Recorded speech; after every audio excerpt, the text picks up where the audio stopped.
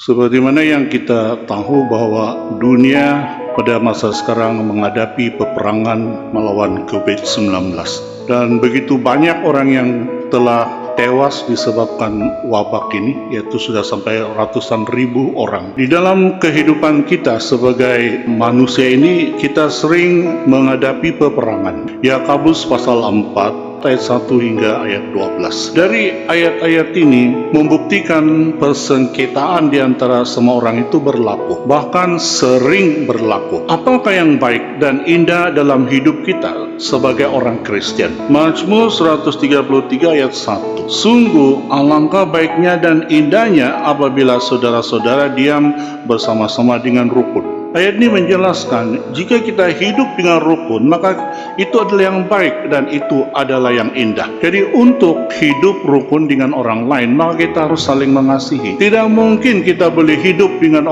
rukun dengan orang lain kalau kita tidak saling mengasihi. Bahkan di antara keluarga pun tidak dapat hidup dengan rukun. Jadi dalam gereja tidak terlepas perselisihan paham ini. Bahkan di antara rekan sekerja pun tidak terlepas dari perselisihan paham ini. Jadi bagaimana kita menghentikan perselisihan di antara sesama orang ini? Yakobus pasal 4 ayat 2. Kamu menginginkan sesuatu tetapi kamu tidak memperolehnya.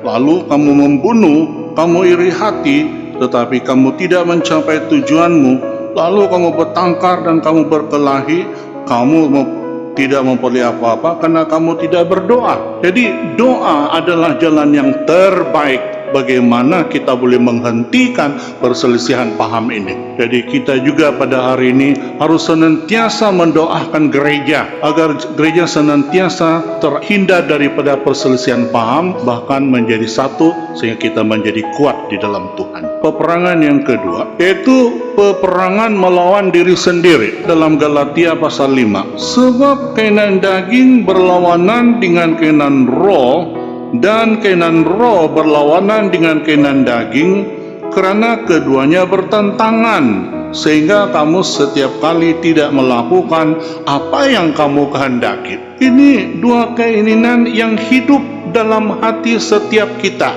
Kedua keinginan ini seringkali bertentangan. Bagaimana untuk menang terhadap diri sendiri, terutama dalam hati kita yang ada masalah ini? Yakobus pasal 1 ayat 21. Nah, di sini dikatakan kita harus membuangkan segala sesuatu yang kotor, kejahatan yang begitu banyak dalam hati kita, dan kita isikannya dengan firman Allah. Kalau tidak ada segala perkara yang kotor, kejahatan dalam hati kita, artinya hati kita suci. Tapi kalau hati kita ini masih ada yang kotor, masih ada kejahatan, membuktikan hati kita tidak suci. Jadi orang yang senantiasa suci hati, artinya orang yang senantiasa berjaya mengendalikan hidup dirinya di landasan yang betul. Baik, yang ketiga yaitu peperangan melawan dunia. Yakobus pasal 4 ayat 4. Hai kamu orang-orang yang tidak setia, tidakkah kamu tahu bahwa persahabatan dengan dunia adalah permusuhan dengan Allah?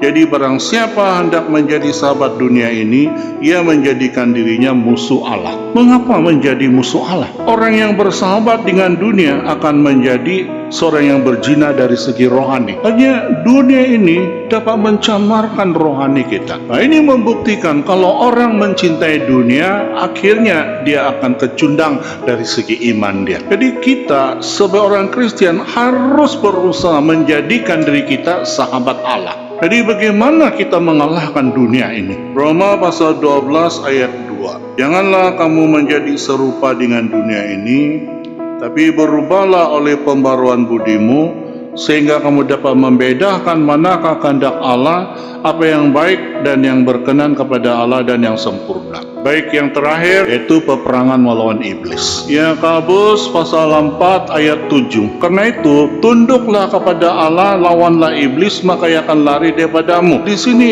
dikatakan lawanlah iblis. Iblis adalah musuh Allah dan itu juga adalah musuh umat Allah. Iblis ini sangat licik sekali. Banyak senjata-senjata yang dia boleh gunakan untuk menjatuhkan kita. Salah satu senjata iblis menjatuhkan kita, menjatuhkan manusia adalah kecongkakan. Asal-usul kecongkakan itu berasal daripada iblis. Jadi bagaimana kita melawan iblis ini? Kita harus tunduk kepada Allah. Orang congkak paling sukar untuk tunduk. Kalau dia ditegur, dia akan menjadi marah. Jadi kita harus belajar membuang sikap yang tidak baik. Kita tunduk dalam setiap teguran yang kita dengar daripada firman Tuhan itu.